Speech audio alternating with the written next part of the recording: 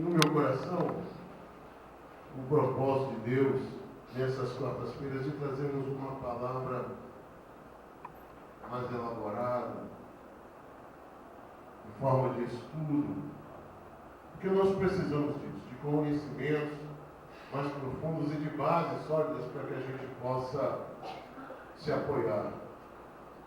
Deus, através da sua palavra, Ele nos dá as bases para nós construirmos solidez para uma vida vitoriosa com Cristo. E eu quero convidar você a abrir a sua Bíblia no livro de Coríntios, capítulo 10. É 1 Coríntios, capítulo 10. Nós vamos ler os versos 10, 11, 12 e 13.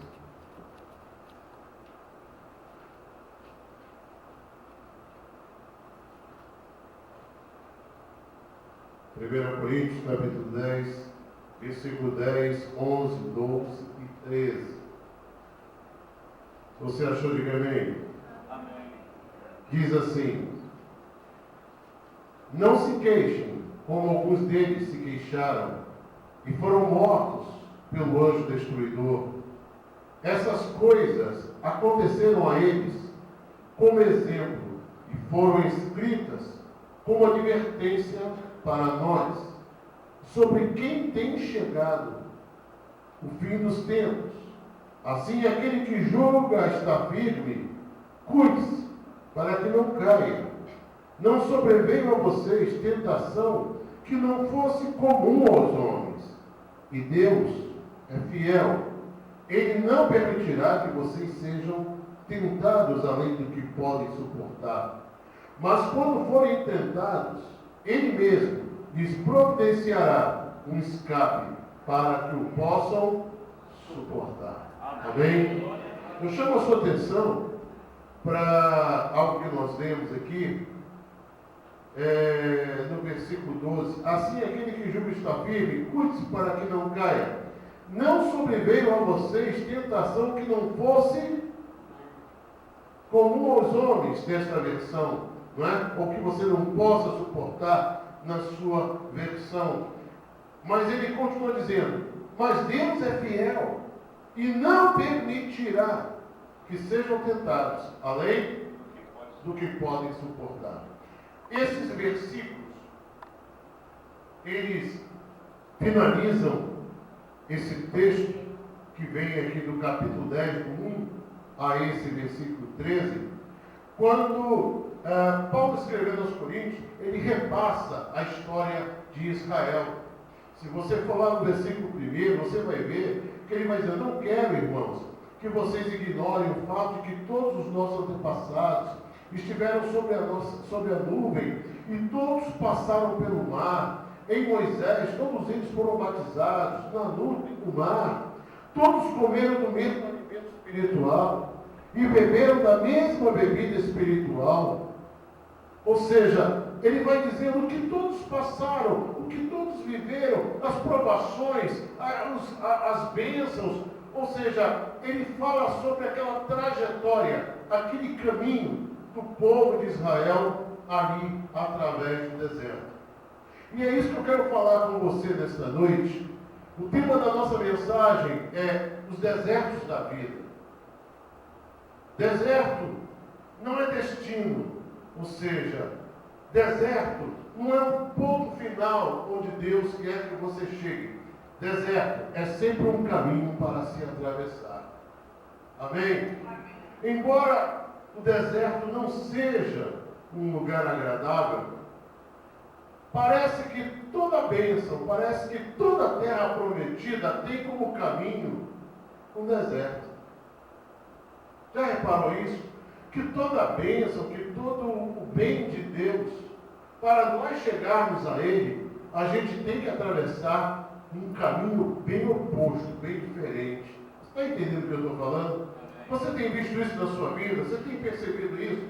Que os caminhos difíceis que você tem enfrentado é para que você chegue a lugares melhores, a momentos de Deus para a sua vida. Então, os desertos parecem ser experiências comuns a todos nós, porque nós vemos é que eles são por um tempo determinado.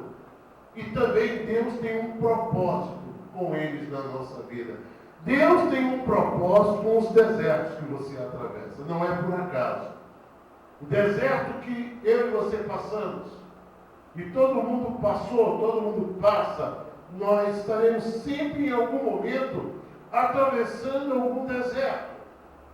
E os desertos falam dos momentos difíceis, dos momentos onde a paisagem muda, onde o cenário muda e as coisas desaparecem e de repente você se vê no nada ou no muito pouco, no quase nada, e você enfrentando aquela situação, ali você em desvantagem, sem aquilo que você precisa.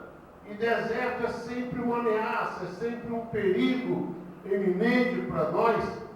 E se geograficamente o deserto é um lugar difícil de sobrevivência, inóspito, de feras, temperaturas extremas, por conta das suas características próprias, entretanto, do ponto de vista existencial, do ponto de vista divino, o deserto é um lugar necessário para a nossa sobrevivência espiritual.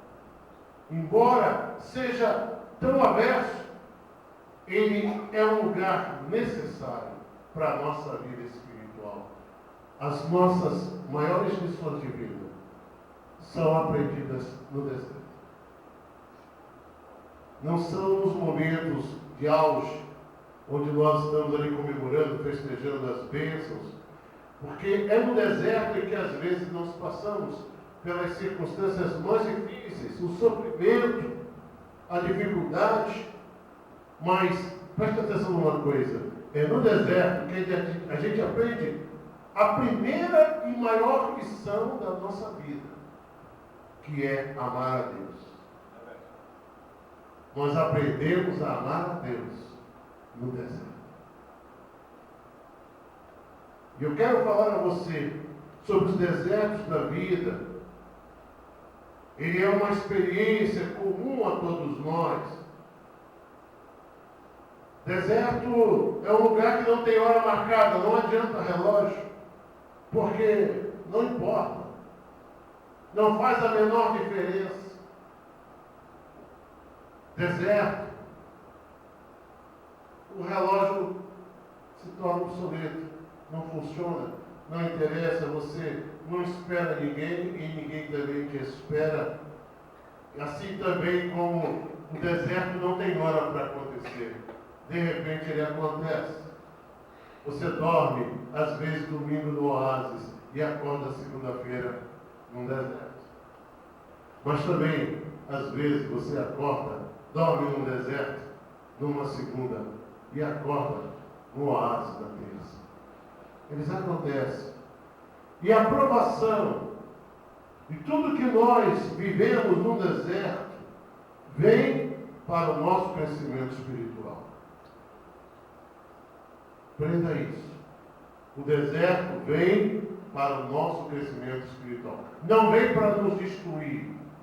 O deserto que Deus te faz passar não é para te destruir, para te abater, para te arrasar, para te maltratar, a troco de nada, por capricho. Deus não é isso, Deus é amor. Mas, por amor a nós, Deus precisa nos ensinar algumas coisas. Assim como nós, por amor, temos que ensinar muitas coisas aos nossos filhos, que às vezes é difícil. Ser pai em certos momentos, mas por amor precisamos ser, para que ele aprenda algumas lições que será importante na sua vida. O sofrimento vem para nos ensinar a sermos perseverantes. O sofrimento, ele vem para nos ensinar a sermos perseverantes. Então, uma das grandes marcas do deserto é uma aparente sensação de vazio. Não é assim que a gente vê? No deserto, a gente sempre vê assim. Há uma expressão muito comum que se fala sobre o deserto. Deserto é lugar de nada. Isso é uma verdade, mas também não é bem assim. Porque há muita coisa no deserto. há muita coisa boa e muita coisa ruim.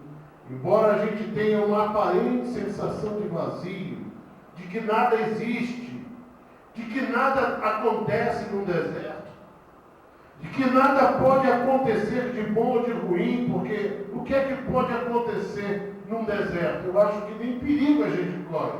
Não, corremos sim. A falsa ideia de que no deserto só teremos abandono e solidão esconde muitas coisas.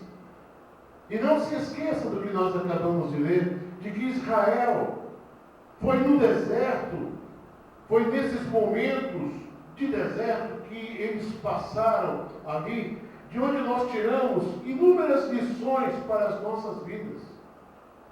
Grande parte das lições para a nossa vida espiritual nós aprendemos com Israel no deserto. E eu quero conversar com você algumas coisas que podem acontecer no deserto.